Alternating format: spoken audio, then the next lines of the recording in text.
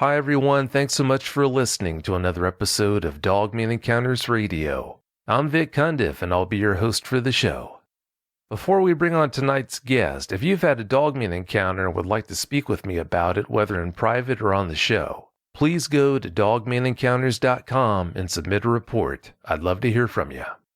If you've had a Sasquatch sighting and would like to be a guest on Bigfoot Eyewitness Radio, please go to bigfooteyewitness.com and submit a report. All right, let's bring on tonight's guest. If you listened to last week's show, you heard James talk about the Dogman encounter he had when he was 11.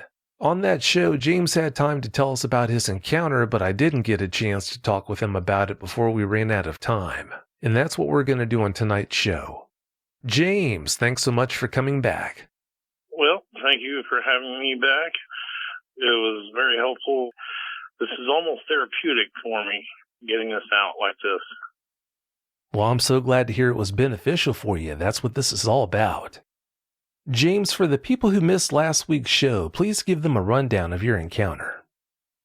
Well, to shorten it down some for time constraints to a certain extent, myself and my mother, we were house sitting a property for friends, and it was a property that had a very dense, heavily forested area around the clearing that was used for the house and the pond, and then a small area off the pond for the pet dogs.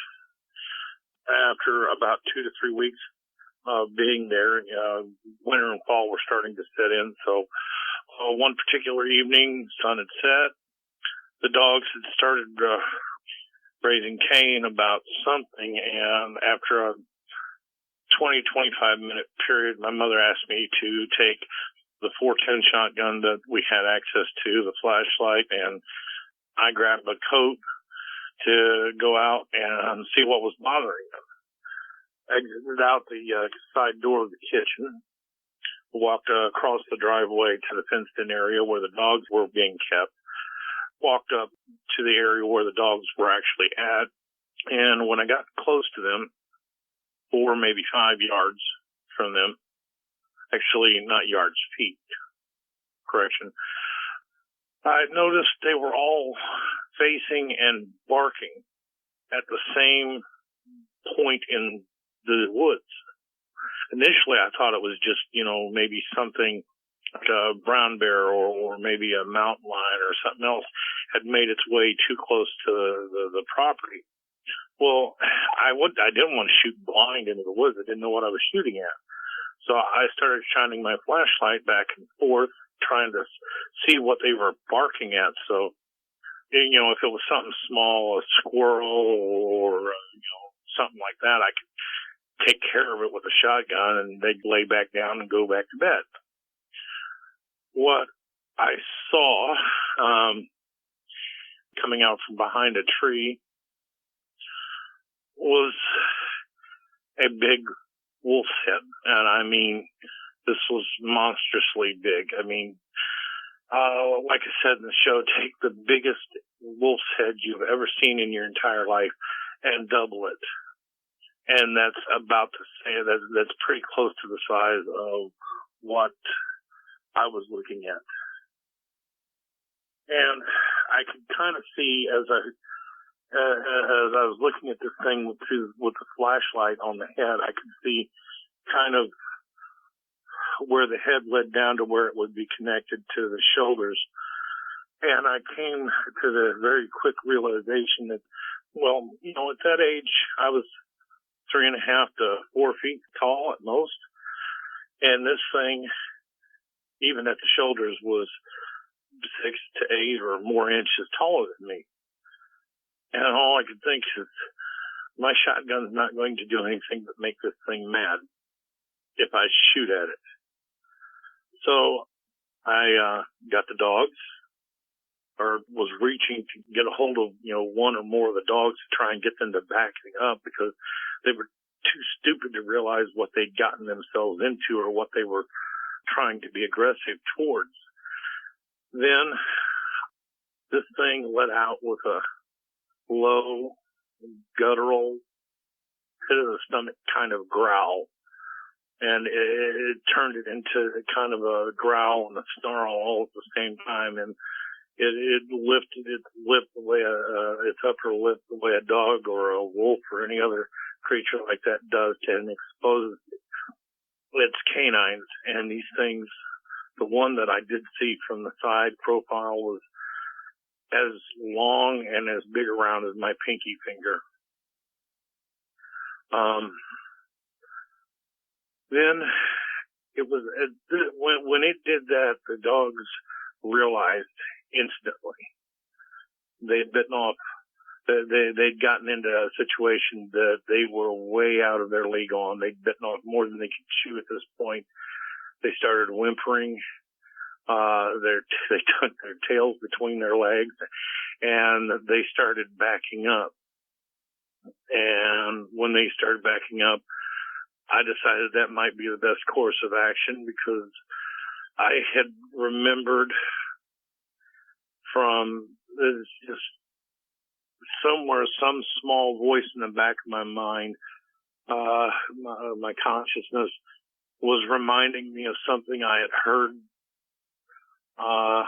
sometime before this, that when dealing with a predator, which is what I thought I was dealing with at that moment, the best thing you can do to avoid being attacked was to back away from the predator slowly.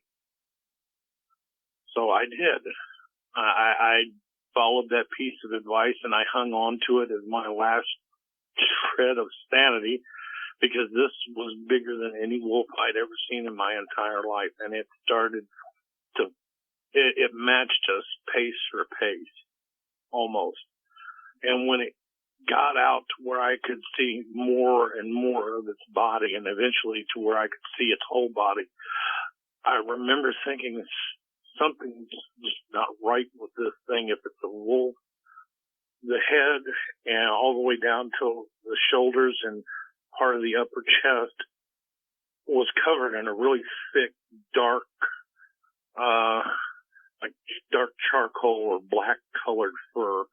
I didn't notice any markings in the fur itself. It's just one solid color. I remember as I got further down the body, towards the chest and the arms, the fur was all wrong. It wasn't thick like it was around the head. It was very thin. It was like, this is a very thin, fine coat of almost human-like hair is the thought that crossed my mind. And that's what made it seem so unnatural, because, well, a dog has a thick fur coat from head to tail. That's what it's supposed to have. This thing did not. And I remember I continued looking, and you get to the back legs where the hips connect to the pelvis, and the fur went right back to being thick and one solid color. And then, kind of as a side note that I quickly brushed aside, I happened to notice that the fur around one of the ankles, I guess you'd call it the ankle joint, was kind of matted, and it looked like it had been chewed. And the thought that crossed my mind is, well, some dogs, because they don't have hands, will sit down on their haunches and they'll lean over with their muzzle and they will chew on their back legs when they itch. And the other thought that came to mind is, why am I worrying about what this thing does to satisfy an itch when it's probably going to kill and eat me? And myself and the dogs continued backing away from this thing. And I could kind of see as it turned to walk towards us, two things caught my eye. One, the eye color. The thing had the most, I hate to say it, but it had the most beautiful amber-colored eyes I've ever seen, almost like amber gold.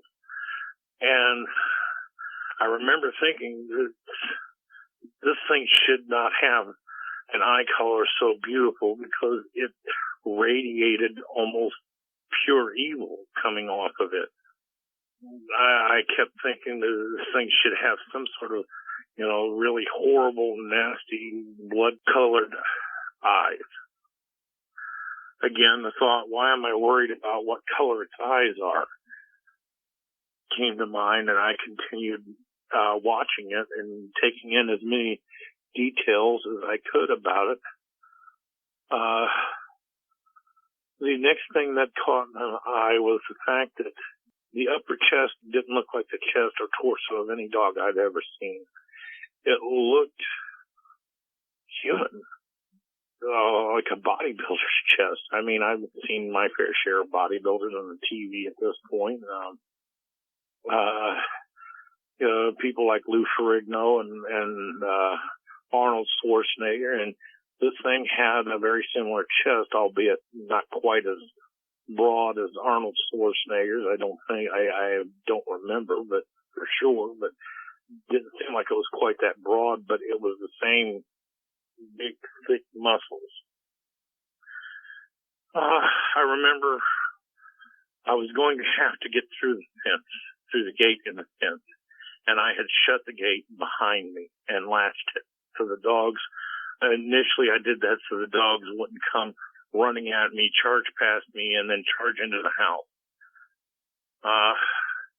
And I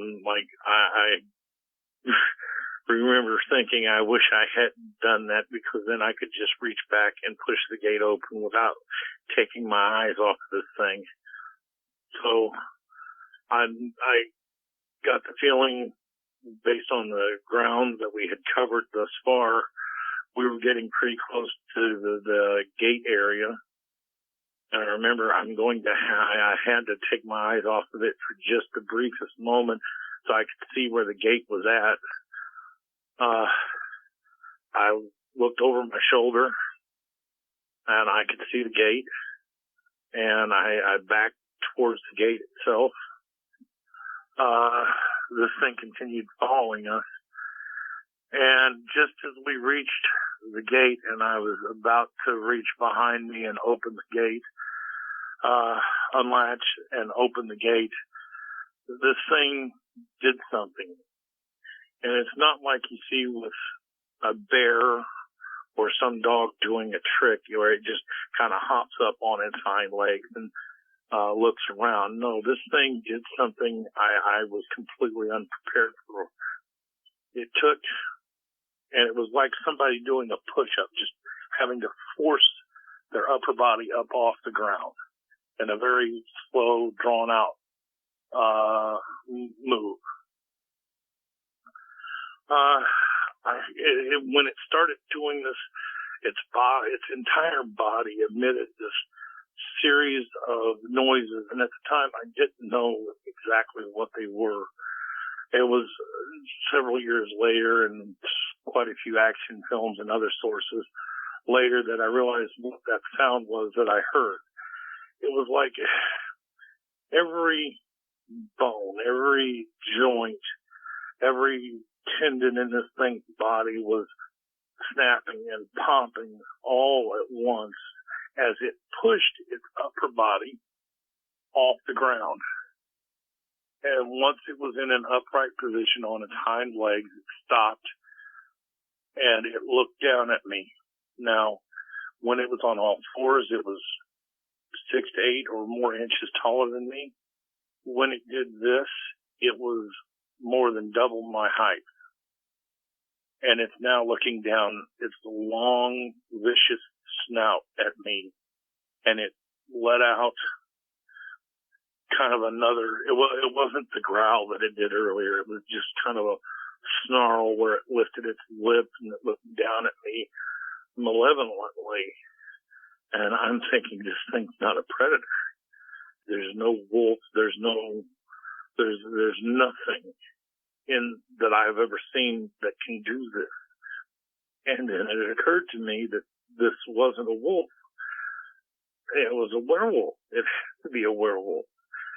But then all of a sudden it's like, but werewolves don't exist. Every adult, every parent, my mom, every adult I'd ever talked to said werewolves didn't exist. There was a scientific or logical explanation for why people believed they had existed at one point in history, but they weren't real. Things like werewolves and vampires and ghosts were just stories told to scare little kids. And that was what one part of my mind was telling me. But the other part of my mind that was attached to all of my senses was telling me that that part of my mind was wrong, that I'm looking at reality right now, and it's standing in front of me, and my nightmare mind has come to life. This thing is standing here in front of me on hind legs. There's just no words for the kind of. I was scared before, sure, when I thought I was dealing with just a regular, maybe an apex predator in this area. But when it did that, the fear I felt went from just your avaricistic fear you feel towards all predators to this sheer, unadulterated terror that just crawls its way up your spine and into the back of your mind. It's worse and more paralyzing than anything I can think of. And for the briefest moment, I didn't think I was going to be able to move. And I remember thinking, this thing's going, I'm not going to make it to the house. It's going to kill me and eat me here, or it's going to drag me off somewhere and eat me. And the best I can hope for is that it kills me before it eats me. So I remembered my hand was on the latch, and it took everything I had to get the latch open, get the gate forced open, and I backed out. I let all the dogs through with me because I was not going to leave them there to this thing's tender mercies and hope for the best. What can I say? I love dogs. I love pets of any kind, and these guys didn't do anything to deserve what this monster was capable of doing to them. And so once all the dogs were through, I remember we were backing down the tiny little slope into the driveway, and I knew once I got halfway across the driveway, I was fairly close to the side door where I'd come out of, and I looked over my shoulder one more time, and I could see the door was cracked open, which meant that I didn't shut it all the way when I came out to check on the dogs, thank God. And I'm sitting there, my mind is chasing it. It's like a dog chasing its tail, running in circles, going, this thing can't be real. And the other part of my mind going, yes, it's real. I'm looking at it. And if I don't get inside the house, it's going to kill me. So at which point my baser instincts, my primal instincts of fight or flight, which flight was the only option, fight was not an option, flight kicked in. I turned and I ran for the door. I hit the door hard enough that, like I said, it's a good thing it was not closed. I might have taken the door off of its hinges if it had been trying to get inside the house. I hit the door, it banged open. The dogs came through right behind me, and as soon as the last one was through, I grabbed the door and I slammed it shut behind me, and then I leaned up against it, breathing probably the first sigh of relief, and I kept anticipating, because as I was closing it, I could see the thing starting to take faster paces towards the house. And all I could think is this thing's picking up speed so it can ram its way through the door to get me. And I braced myself up against the kitchen door thinking, even with that, if this thing wants in the house, it's going to come in, and there's nothing I can do to stop it. But my mom was in the kitchen, and she looked at me, and at first she just glanced at me and, yelled at me, kind of mad, James, why'd you let the dogs in? And, then she really looked at me, and it was, I don't know what expression was on my face. I don't know if my skin had turned a shade whiter or what, but something she saw on my face and my, in the way I was standing, clued her in something was terribly wrong. So she hadn't heard a gunshot, so she assumed that I guess she assumed that I had been chased back here by something I couldn't handle with the shotgun or scare off the flashlight. So she moved me out of the way, and as she's opening the door, I'm trying to stop her, expecting to see that thing standing right there outside the door. And when she did, nothing. It was gone. I was literally almost in so much shock that I almost fell over on my butt. It was the extreme of going from being living in sheer terror to suddenly it's gone, and you don't know why. I kept for days, I kept thinking that thing had me dead to rights. Why didn't it just finish me off? Why didn't it just come after me? And I'm thinking, werewolves kill humans, or at least they do in all the movies I'd ever seen. Why didn't this thing kill me?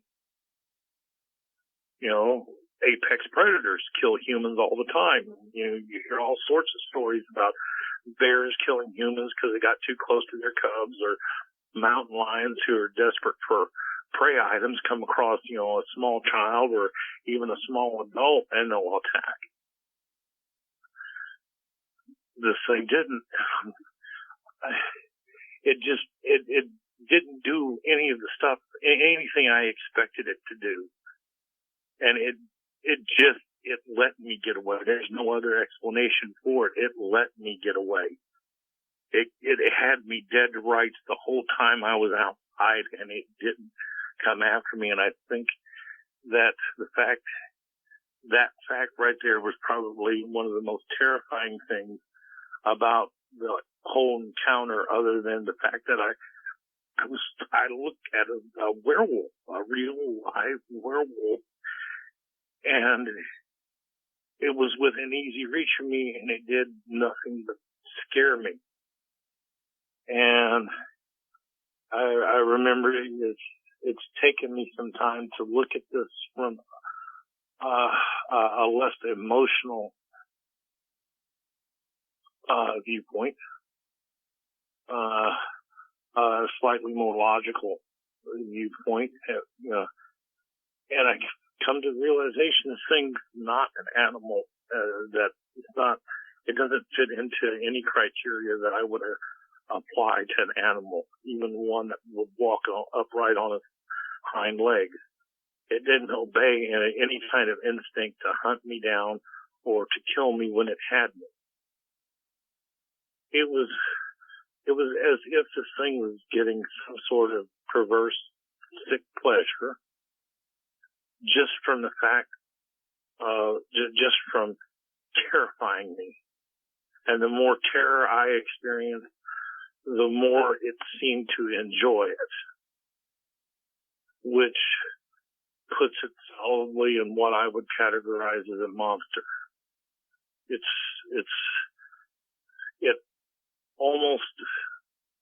almost seems to me, looking back on it, and they say hindsight is ever perfect, that this thing had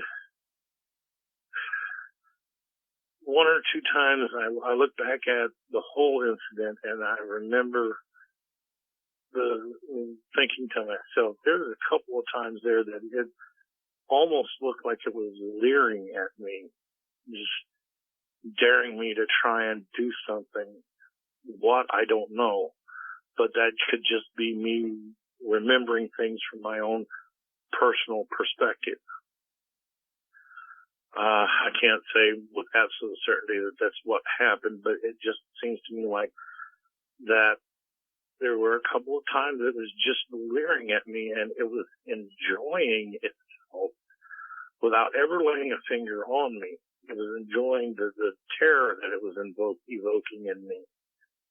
And that, above all else, is what I think of, why I think of it as a monster, not an animal acting on some base instinct or it wasn't trying to get me to move out of what it considered to be its territory or anything of that nature. It was just there to scare me. And when I got inside the house and it couldn't terrify me or evoke fear, okay, I'm done. And it left. There's no other, like I said, I was so shocked when it wasn't there. It was nowhere to be seen. And my mom looked back at me and she said, wow, what happened? Well, what did you see up there?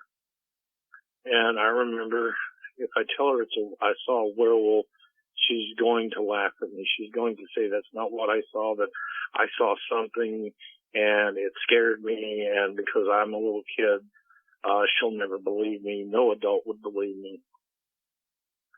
So I decided to err on the side of caution, and I took the middle ground. It was kind of a lie, but at the same time it wasn't. I told her I saw a very large wolf, the biggest one I'd ever seen in my life, and that where there was one wolf, there was probably more, because wolves hunt in a pack. And I didn't want to leave the dogs up there, because if there was a wolf pack in the area, the dogs wouldn't be any kind of a match for them, and the dogs would probably get eaten. So I decided to bring them back with me into the house where we could all be safe until something could be done about the wolf pack. So my mom just kind of looked at me and nodded. And of course, she did what every adult would have done. She called the local sheriff's department and game wardens and told them what I had told her, that, I'd seen a big wolf and there was maybe a pack of wolves in the area, and could they come out and do something about it in the next day or two. And all I could think of is, God, these dogs are going to really start to smell inside the house in the next day or two, because I really don't want to confine them to being back out there if that thing's still in the area. So that was my encounter. It haunted my nightmares, very vivid nightmares, until I was in my early to mid-20s, and then they started to slowly become less and less vivid, less and less terrifying. I'd still wake up and sit up for a little bit, but eventually be able to go back to bed without too much trouble. And now, 30 years later, I still have the occasional vivid nightmare about that particular encounter. And that's what got me curious. I kind of wondered if maybe I was the only one who'd ever seen one of these things. And I started looking online and came across this program and listened to some of the previous broadcasts of people. And I felt a relief that no, I wasn't crazy, that I did in fact see, because at some point I guess I must have started trying to convince myself as a defensive mechanism that I was a little kid and I may have, made up part of it, but then to hear that no, I'm not the only one. These things are prevalent. They're all over the place.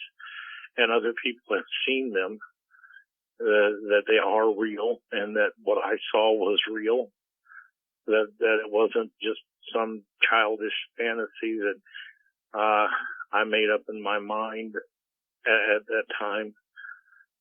And it was such a relief.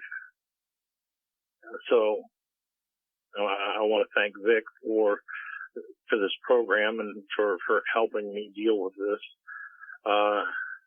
Get this out in the open, get this off my chest, so to speak. Well, I'm just glad to offer you a venue to do that. Talking about an encounter like the one you had isn't fun, James, but normally every time you talk about an encounter you've had, it gets a little easier to do. Did that hold true tonight? does. I mean, there's still times, still things about the Dogman that still that scare me, but it's not the paralyzing terror that I felt that night. It's more of, I can look at it and kind of, and instead of looking at it sideways, I can turn and look this encounter in the face, so to speak. It's like finally being able to stand up to the bully at the schoolyard and make him back down. It's that kind of an experience. At least for me, I don't know about others, but that's the closest description I can think of.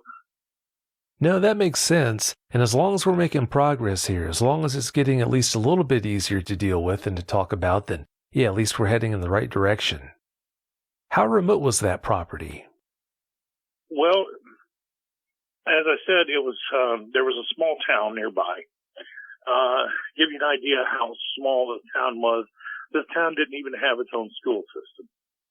So all the children who lived both in the town and on the outskirts of town had to be bused to a nearby city that actually was large enough to support a school system that went kindergarten through 12th grade.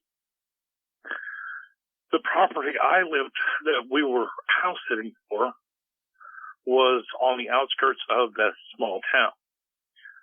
Town was probably, I'm just guessing, I don't remember for sure, but I believe the town was approximately 5 to 6 miles west of where the property sat at, which is why the forest at that point was so dense and heavily wooded. Wow, that is pretty remote. How close would you say you were to that Dogman when you first saw it? When I first saw the head, and I was just trying to reach out and get a hold of the dogs and back them away. When I saw the head,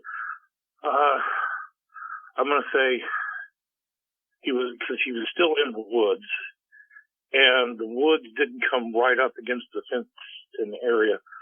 I'm going to say probably, thinking about it, it's probably 10, 12 feet away. Oh. I was fairly close. I remember because we were over by where the dog houses that the dogs slept in were at.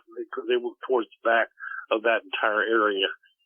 And you had the fenced in area. Then it was, I'm sorry, not feet, yards. Because it was still in the woods at this point. And the woods were 5-10 yards away, and the head had come out from behind one of the trees, because you could still see, even as dense as it was, you could still see 3 to 4 feet into the woods, and it was very close to where the woodlining cut off. So yeah, I'm probably 10 to 11 yards from where I was at. That was the first time that was when I saw the head. And it wasn't moving initially. It was just kind of looking, and it was like it froze for some reason. I don't know why. It just was standing there. And then, like I said, it let out that it was like the dog's barking finally got its attention or something, or finally made it mad or irritated, and it let out with that god-awful growl that it turned into that snarl that alerted the dogs to the fact that they had irritated something they shouldn't have, or they, if you want to put it this way, they bit off more than they could chew. And that's when the whole thing went downhill, at least for me and the dogs anyway. Yeah, sounds like it sure did. 10 to 11 yards is better than 10 to 11 feet, but still, that's way too close for comfort. Yeah. And I've since heard how some people who've had encounters in motor vehicles have said these things are capable of keeping pace with a car at 45 miles an hour. And I'm thinking, at that distance, even at that distance, there's no way I would have, if I had turned tail and run immediately, there's no way I would have made it back to the house. The thing would have chased me down and done whatever it was going to do to me, which was probably not pleasant, and then been gone before anybody could realize that it wasn't a normal predator that had done me in. Oh, sure, yeah. For you to make it to the house, if you decided to run, yeah, you'd have to have one heck of a head start on it. You said that as you were retreating, it kept the distance between the two of you the same. What would you say that distance was? Well, it closed the distance initially. I think I remember we started to back up very slowly, and this thing advanced on us, and it closed to within, I want to say, 2 to 3 yards, and then it just kept pace with us all the way back down to the fence. And like I said, once we got back down to the fence, that's when it went upright, made all that god-awful bone snapping and joint popping sound as it went upright, and really scared us. Oh, I can understand that. That would scare anyone. What kinds of dogs did your friends have, and how many of them were there? There was 5 dogs total.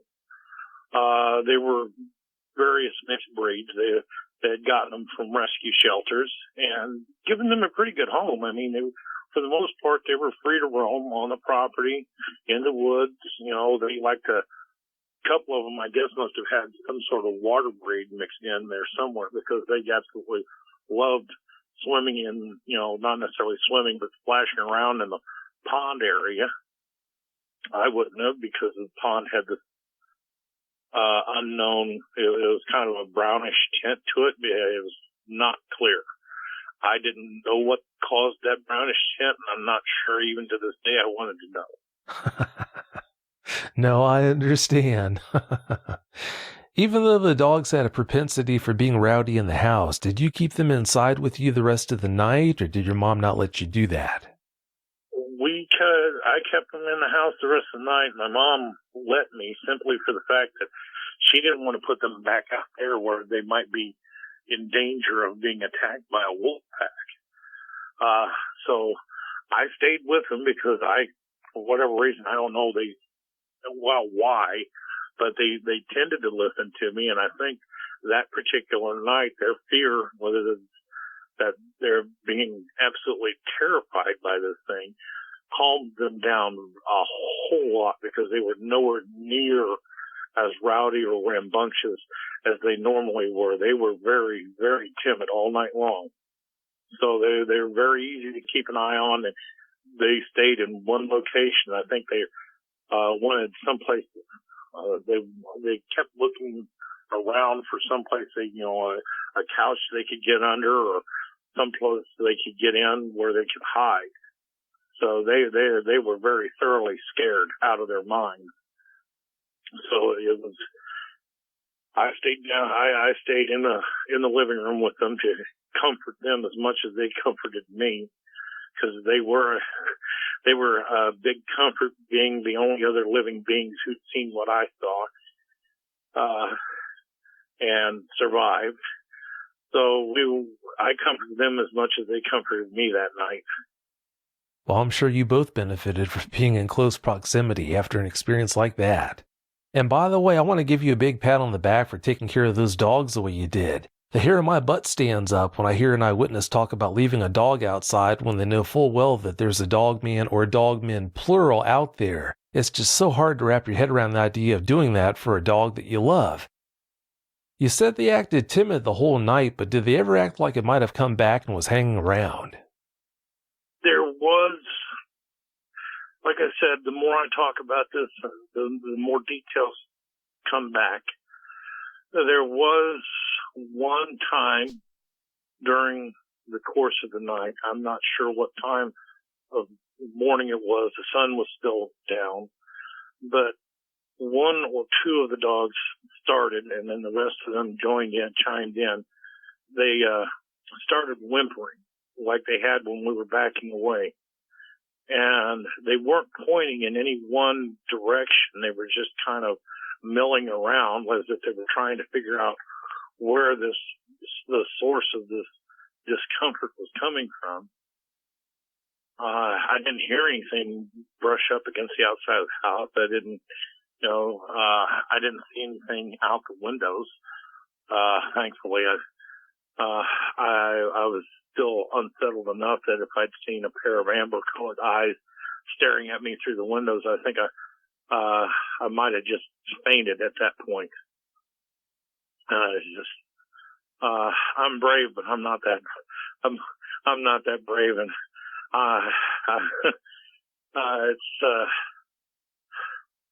I may not be proud, but yeah, I'd have probably fainted if I'd seen anything looking at me through any of the windows.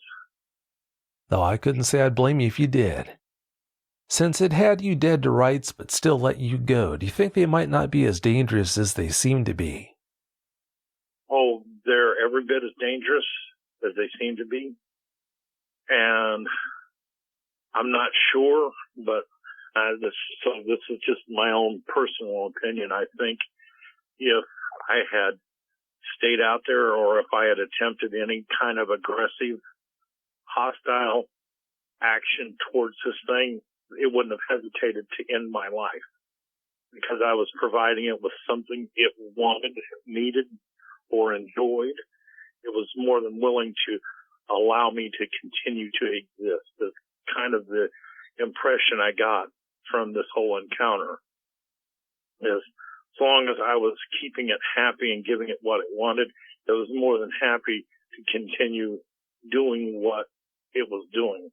But the second I stopped and did anything aggressive, took a stance or posture that implied I was going to try and attack or hurt this thing, it would have killed me outright. So yes, I believe they are, under almost any given circumstances, they have the potential to be every bit as dangerous as you could possibly imagine. You might be right about what it would have done if you would have pushed the wrong buttons, but thank goodness we're never going to know. Yeah, very thankful. Oh, no doubt. When your mom's friends came home, did you tell them about what you had seen right away, or did you just keep that from them? I remember the game warden, well, prior to them coming home, the game warden came out, not the sheriff, to see if he could track down this supposed wolf pack. I remember the look on his face when he came back from where I had initially seen the Dogman. His face was ashen, and he looked at me and he said, "Those are some of the strangest and largest paw prints I've ever seen in my life. They don't fit with any wolf I've ever seen." But he said he would continue checking further into the woods to see what he could turn up. And I almost asked him to please not do that, because I didn't want to. He seemed like a decent guy. I just didn't want to see him get hurt or eaten. So I almost told him, please don't do that. But I didn't. I kept it to myself. He had a job to do, and he was going to do it irregardless of what I said. All I said to him was, please be careful. I remember when our friends got home, I had kind of returned to my normal self. But apparently my mother had asked her friend's son to talk with me, because I remember a couple of days before my mom and I were to move into our new place in town, and she was going to be starting her new job. My friend's son, who he's in his teens, we're setting out back, and he brought out a couple of his other bigger weapons. He had a .30-06 rifle and a bigger shotgun, like double-barrel 12-gauge. And we were kind of having fun out in the backyard, shooting away from the house. Big safety note there. We weren't shooting anywhere in any direction that would have posed a danger to the house, the pond, or the dogs out in the fenced-in area, just because of what we were shooting. And I remember I wasn't prepared for the 12-gauge, the kick that a 12-gauge shotgun has, because my friend told me, he said, now make sure that you've got that thing snugged in against your shoulder. And I was thinking, yeah, whatever. And I didn't have it snugged in against my shoulder, and I pulled the trigger. And the next thing I knew, I was picking myself up off the ground because that gun had set me down on my butt hard. Anyway, after 30, 45 minutes of having fun and genuinely relaxing in the midday sun, and I remember, we'll call him Drew, my friend's son, for the purpose of this. He asked me, what had happened, that he could see more than what I guess my mom had told him. He could see that some of my carefree attitude towards the woods had been diminished, I guess. I don't know. I didn't think I'd given anything away, but apparently I did. And then you add to that what my mom had probably told him, and he knew something was very wrong with me. So he asked the question, what happened? And I looked at him, and he said, he told me, he said, I've seen you in the wood with me. We'd gone out in the woods a few times before. We'd been there 2 or 3 days before our friend left, and me and Drew had gone into the woods a couple of times beforehand, so he could kind of show me how pretty everything was. And we'd actually seen a black bear. It wasn't a very big black bear or anything, but it was a black bear. He goes, the black bear didn't even affect you like this, so what happened? And he was genuinely concerned about me. And I told him, I said, you've got to promise me 2 things. One, that you won't think I'm going crazy or that I made this up. And 2, you have to promise me you will never tell your parents or mine what I'm about to tell you. Because they'll think that I'm crazy, and they'll think you're crazy if you wind up believing me. So he said, okay, fine. I promise you both things. Now, spill it. What did you see? And I told him just exactly what happened. And I told him that, I hadn't told my mom what exactly I'd seen. I just told her it was a big wolf, and that I was afraid there was a big wolf pack in the area, and that's why we had the game warden out. And he got the strangest expression on his face. It wasn't abject terror. It wasn't even fear. It was it was a sense of recognition. It was like he recognized what I saw. And I looked at him, and when I realized he recognized what I was describing, that meant he had seen it. He had to have seen it if he recognized it. So I looked at him and I said, you've seen this, haven't you? He said he only saw it once and at a distance. I said, distance? Oh yeah, how great a distance are we talking about? He said he'd been out deer hunting. He knew of a clearing deeper into the woods where him and some of his friends and family members would go deer hunting, and they would use this area to lure predators into this area for the express purpose of either having the game warden deal with them by trapping them, or they would deal with them by shooting and killing them. He said he'd been out deer hunting with his .30-06, and he was in his tree stand up off the ground. And he'd used all the deer hunter tricks, disgusting as it sounds, he used deer urine to mask his own personal scent, and he used a couple other things to mask his trail so that the deer wouldn't know he was there. And he said he was looking out across the clearing, which he said, I hadn't seen the clearing, but he said the clearing itself was probably 150 to 175 yards across from one side to the other. He said the only thing in that clearing is really tall grass. Grass that had grown wild. It was 2-3 feet high, maybe. He said on this particular morning, he said he got out there before dawn to catch any deer crossing using the game trails that cross that path. He was kind of hoping to get a really big buck, but he hadn't seen any in the area, but he's still hoping. And he was up in his tree, and he said at first he thought it was a really big dog or a wolf that he was looking at on the other side of the clearing. And he said, but then that thing did this thing.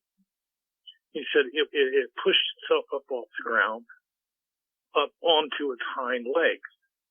And once it was on its hind legs, he said it walked away, just like a human being.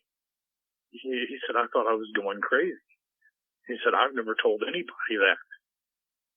He said, and what you're describing is almost exactly like what I saw, but that was 3-4 months ago during deer hunting season. So we both just kind of looked at each other and reached kind of a mutual unspoken agreement that we'd never talk about either incident to anyone ever again. But when he realized that thing had been as close to the house as it was, he was,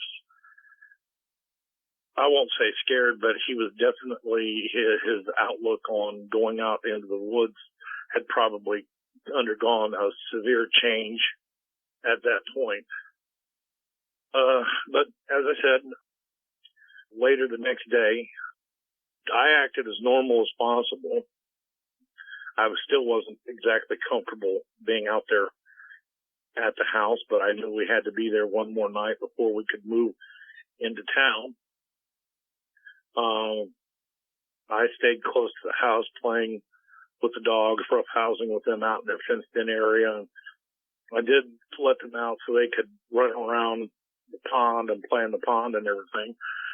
Like I said, I stayed out of the pond water, so I had a pretty good reason for doing so. But then I dried off the 2 or 3 of them that had decided to jump in the pond. I grabbed a beat-up old towel that they kept for the dogs or when they bathed them. So I got them dried up and put them back in their fenced-in area, went back inside, acted as normal as possible. My discomfort must have shown through somehow, but my mom never really said anything to me about it.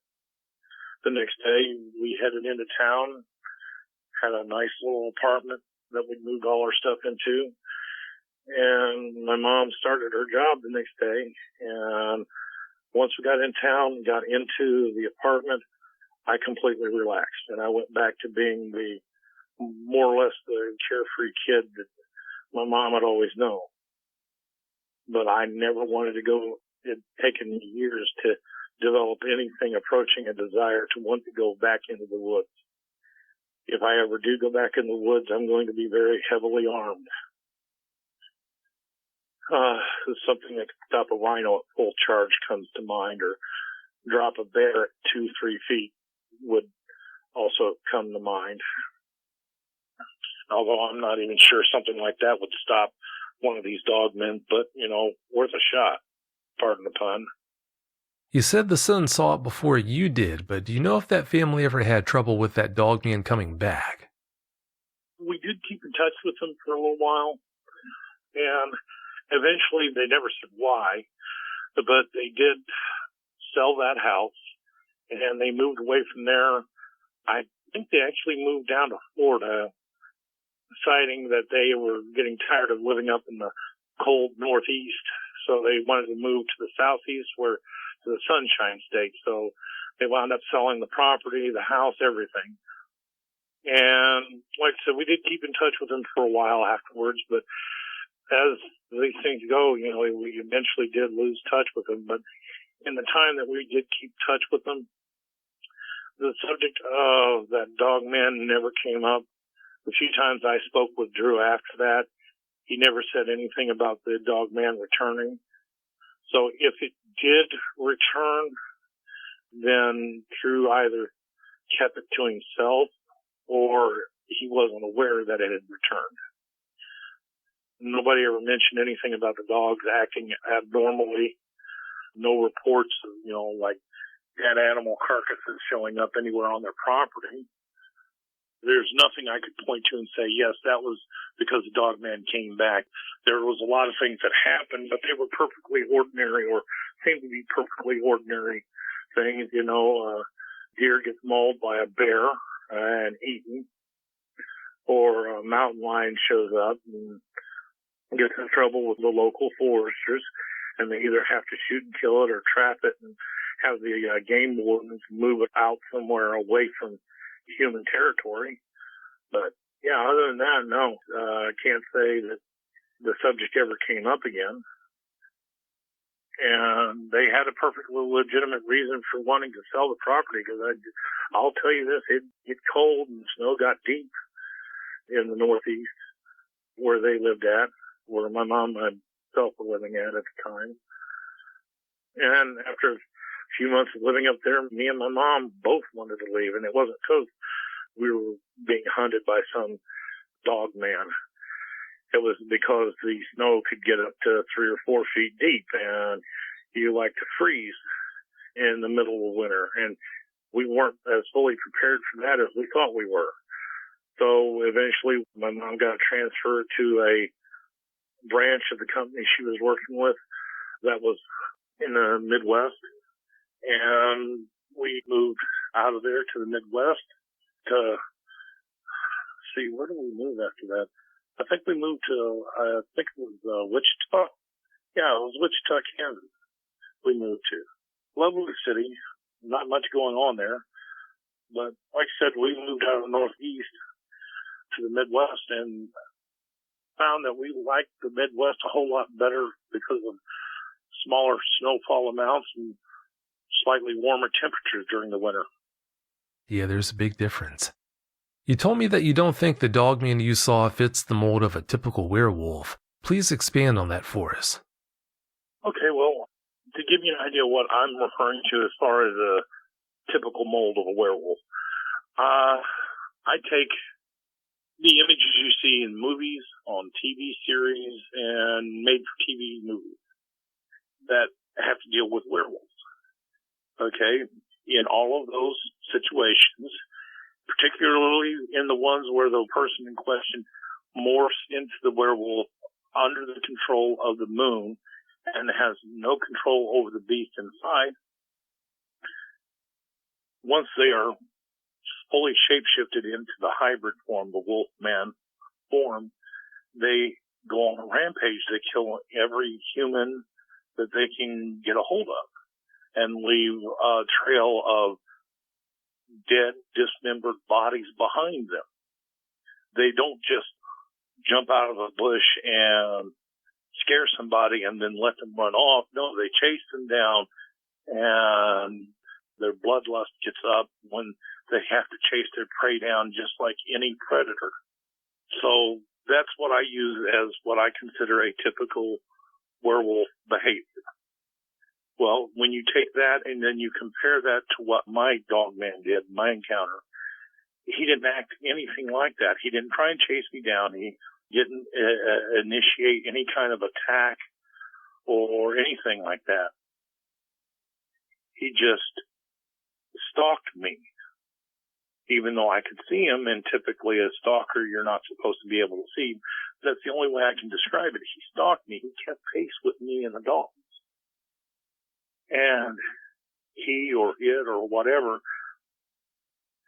didn't go up on its hind legs to give itself the best advantage to hunt us down and kill us until we got close to the fence. And then it was like adding fuel to the fire. He wanted a bigger fear response from me and the dogs. So in order to get it, he went up on his hind legs, like, look at me. I'm even more evil, and I'm more terrifying now than I was when I was on all fours. It is like he was bragging about how evil and look at what I can do. Look at how big I am compared to you. Look how insignificant you are. And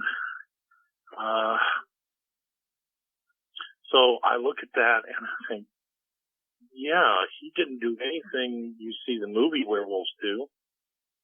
So no, I don't think he fits what I would consider a typical werewolf mold to be. Yeah, given his response to you being there, yeah, his behavior definitely didn't fit that mold. Well, it's about time for us to get out of here, James, but before we do you have any closing comments you'd like to share? Well, I would like to say to anybody who's listening, if you have had an encounter and you've got nobody you can talk to, this is a good forum. This is a good way to tell about your encounter and get it off your chest. And I can tell you from my experience doing this that it has been a huge help to me as far as, for lack of a better term, it's been a big therapeutic help for me to be able to gradually be able to talk about it and not be shaken to my soul or feel the terror that I once felt. If you're listening to this for the first time and you've never actually had an encounter, I pray that you never do. I wouldn't wish that on my worst enemy. However, if you are listening to this for the first time, you've never had an encounter, and you do wind up staring at one of these things, afterwards, do not let the fear control you.